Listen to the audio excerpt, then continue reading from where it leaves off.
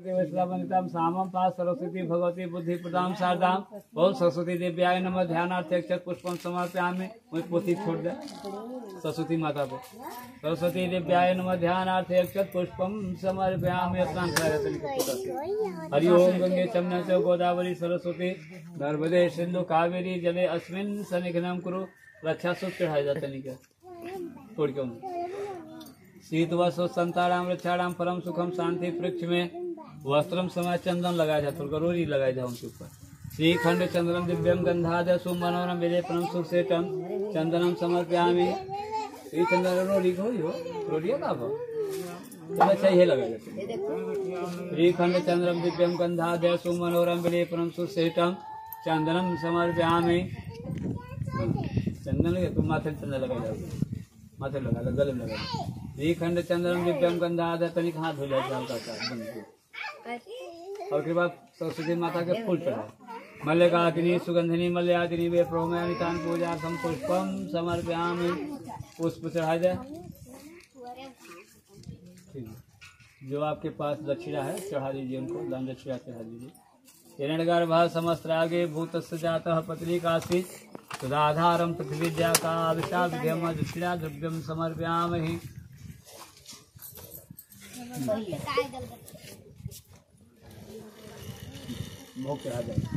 नाभ्या आसीदंत हो बोलो नाभ्या आसीदंत विशोषण समर्थ पदभ्याम भूम दिशि श्रोता तथा लोकान कल्पेना नवेद आचमन करेगा। दैवज्ञानते आचमनियम भोंगी फलम महादिव्यम नागबली दलियुक्तम हेरादिशायुक्तम तांबूलम समर्पयामि। 500 भोंगी फलम महादिव्यम नागबली दलियुक्तम हेरादिशायुक्तम तांबूलम समर्पयामि। चढ़ाए उनके दान दक्षिणा चढ़ाए जाए सरस्वती माता। समस्त्रागे भूत सजातः पत्रिकासी सुधाधारा विषा विध्यम दक्षिणा द्रव्यम समर्पयामि। चढ़ाए जा दक्षिणा सरस्वती उठाओ माथे लगा वही प्रसाद उनका रहे था खींच लिया प्रसाद भर रहे थे फूल पत्ता उनको ही चढ़ाए थे स्थान पर माथे लगा सरस्वती ने। ओम या देवी सर्वभूतेषु मातृरूपेण संस्कृता नमस्तस्यै नमस्तस्यै नमस्तस्यै नमो नमः। एनो गिले चलो प्रणाम कर लो माथे लगा। ओम सरस्वती देव्याय नमः। जय आपके पार्टी पहना आप लोग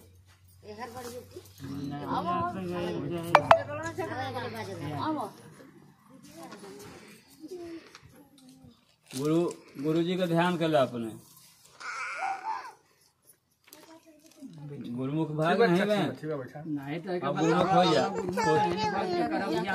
चलो कोई के बालक कोई के गुरु मान के चला। गुरु ब्रह्मा गुरु विष्णु गुरुदेव महेश्वर गुरु साक्षात परम ब्रह्म तस्मै श्री गुरु शिव गुरु। ओम नमः अखंड मंगलाकारं व्याप्तं चराचरं तत्पदं दर्शितेन तस्मै श्री गुरुवे नमः। गुरु जी के नाम पर छोड़ दो शिव जी के माला कोई माला गुरु मंत्र ले ला जरूरी है। बोल तुलसीदास पाती पाती अपन अपन पहना जा पहले। हाँ तू खोल और अच्छा हाथ में भगवान पास अध्याय कथा सुना कैसा सुना हिंदी में समझाई को भाई कैसा मत सुनाई हिंदी में समझेगा सब कुछ समझ जाएगा तो सुना जा ध्यान से। एक बार को बात ही हो पहला अध्याय में तो एक स्थान बा वो स्थान का नाम है नैमी सारण्य। नैमी सारण्य स्थान आज भी वहाँ भागवत कथा इत्यादि ऋषि महर्षि संत लोग रहते हैं। हाँ तो वह उस जगह पर जो है 1000 ऋषिगण 1000 ऋषि लोग इकट्ठा होकर के यही बात सोच रहे कि कलयुग का कैसे होगा। जो कष्टकारी कलयुग है सबको त्रस्त दे रहा है दुखी दे रहा है कलयुग। तो कलयुग में कल्याण कैसे होगा इसी बारे में सब विचार कर रहे थे वहाँ पर ठीक ना। तो उन लोगों के समझ नहीं आ रहा था। इसके बाद व्यास जी महाराज वहाँ पर गए उसी स्थान पर। तो व्यास जी को देख करके क्या कह रहे हैं 88,000 ऋषि लोग मन कि आवत ही अहोल से नहीं मन में प्रीत न हो शिववा को गे हमें कब हो न जइयो कोई। कहने का मतलब कि यदि आपके दरवाजे पर कोई आता है ना, या तो उनसे प्रेम से मिलते नहीं है, आदर सत्कार नहीं करते हैं, उसका विदाई नहीं करते हैं, तो उनके घर नहीं जाना चाहिए। समझ गया? चाहे सोने की बरसात क्यों न हो, ऐसे लोगों के घर नहीं जाना चाहिए।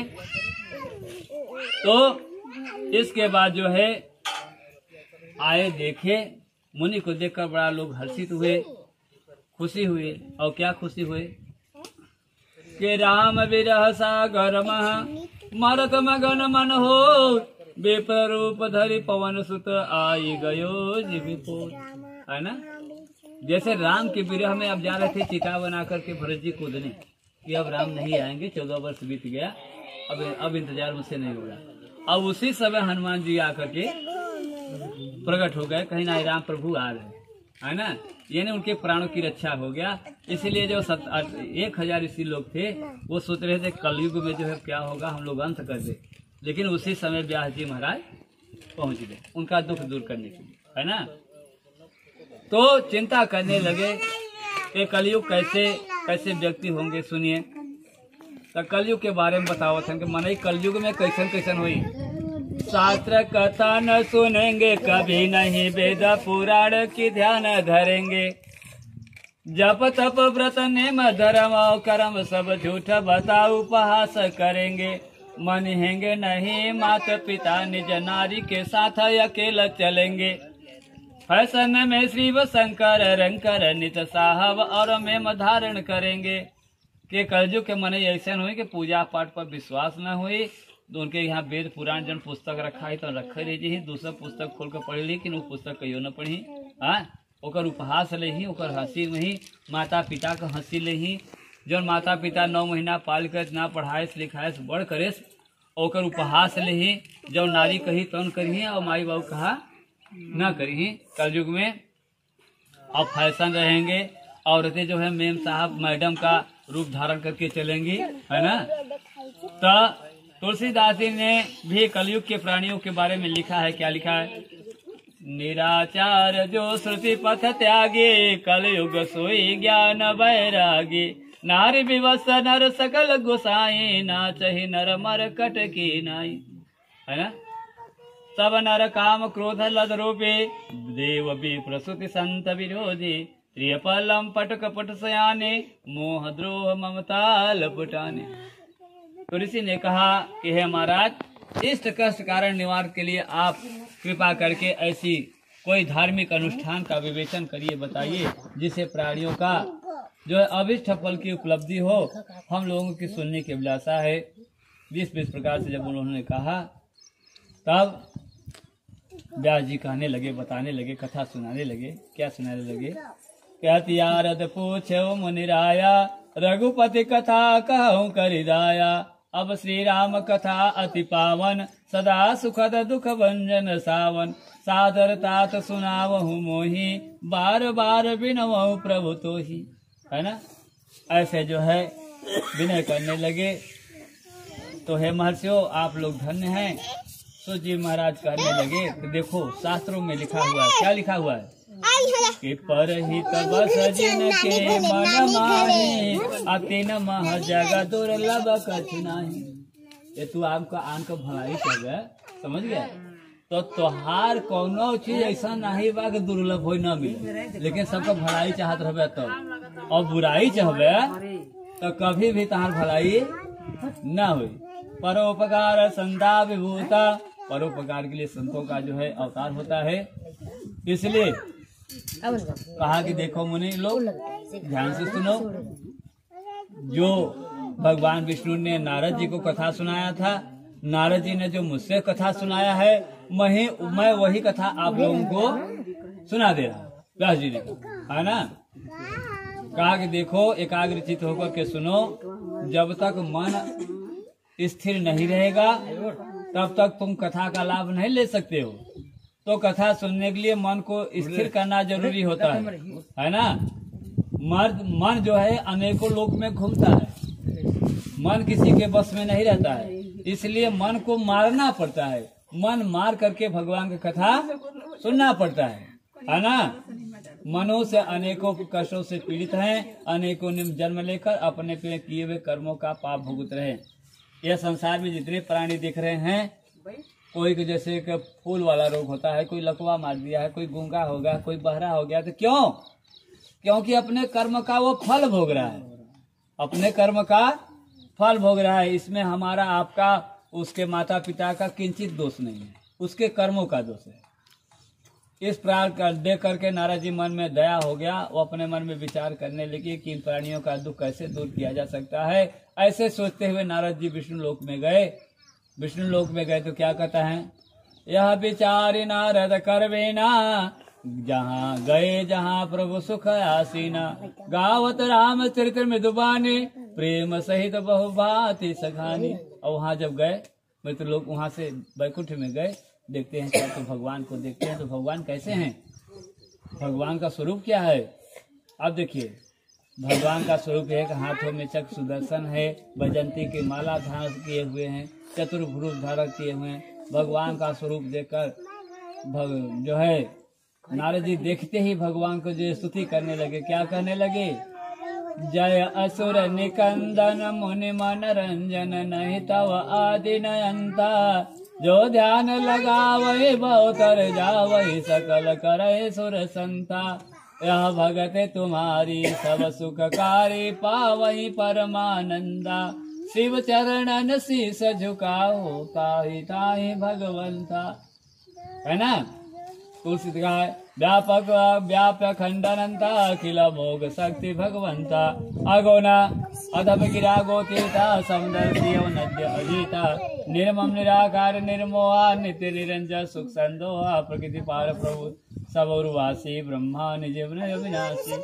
ऐसा जब स्तुति करने लगे नारद जी, तो भगवान उनके स्तुति पर प्रसन्न हो गए और कहने लगे कि हे नारद बताओ तुम किस लिए आए हो, मृतलोक में, मृतलोक से स्वर्गलोक किस लिए आए हो, क्या है।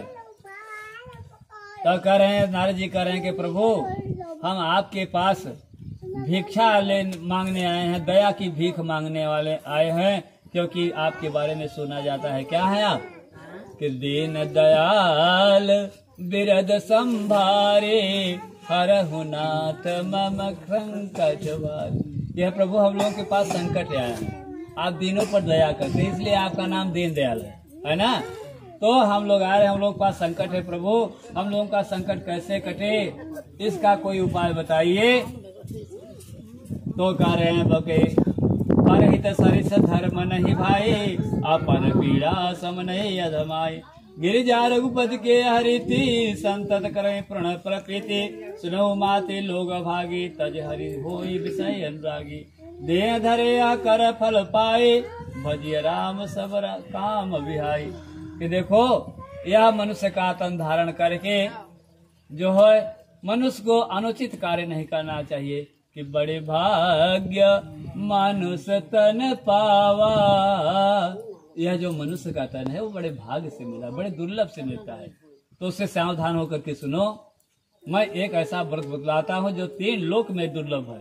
भगवान कथा तीनों लोक में दुर्लभ है, जिक्र संजोग में हो तो वही भगवान कथा सुना था, सबके बस का नहीं बा, है ना। इस व्रत को इसने कारण मैं प्रकट कर रहा हूँ, सुनो। क्योंकि कलयुग में केवल भगवान का कथा ही एक ऐसा है कि कल केवल एक हर गुण गावा, गावत नर पावहि भवथा। हे नारद जी, जो इस कलिकाल में सत्यदेव भगवान का विधि पूर्वक पूजन करेंगे और इस लोक में शीघ्र ही सुख के भोगी होंगे, अंत में परम धाम को प्राप्त होंगे। क्योंकि अपने किए हुए शुभ अशुभ कर्मों का फल सबको भोगना पड़ता है ना। तो इसलिए इस प्रकार से भगवान के मुख से बातें सुनकर के नारद जी ने फिर प्रश्न पूछा कि हे प्रभु अब बताइए कि व्रत का फल क्या है, किस विधि से करना चाहिए, किस समय करना चाहिए, व्रत को पहले जमाने में किसने किया था, कृपया ये सब बात मुझे विस्तार पूर्वक बताइए, है ना। तो ऐसी बातें सुनकर भगवान ने कहने लगे कि देखो जो भगवान का कथा है सौभाग्य वृद्धिम, सौभाग्य को बढ़ाता है। जैसे सौभाग्यवती स्त्रियां हैं उनका सुहाग अमर रहता है। सौभाग्य वृद्धिम संतान प्राप्ति, जिनको संतान नहीं होते हैं, भगवान की कथा सुनने से संतान की प्राप्ति होती है। सर्वत्र विजय प्रदम, सभी जगह विजय होता है उसका, कभी हार नहीं होता है ना।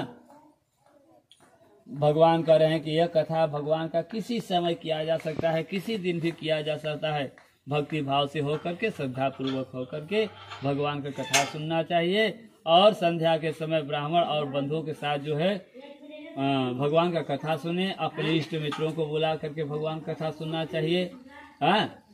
इसके बाद ब्राह्मण को भोजन कराना चाहिए। और जिस दिन भगवान का विधि बता रहा हूँ कि सुनिए उसको ध्यान से, कि सबसे पहले केले के पत्ता लेना चाहिए। केले के पत्ते जैसे लगा हुआ है, केले के पत्ता लगा देना चाहिए भगवान का, क्योंकि केला में भगवान विष्णु का विशेष रहता है ना। बंदरवार पताका केतु, सब ही बनाइए मंगल केतु। जहाँ तक हो सके जितना सजाए सके भगवान कथा में उतना सजाइए, है ना।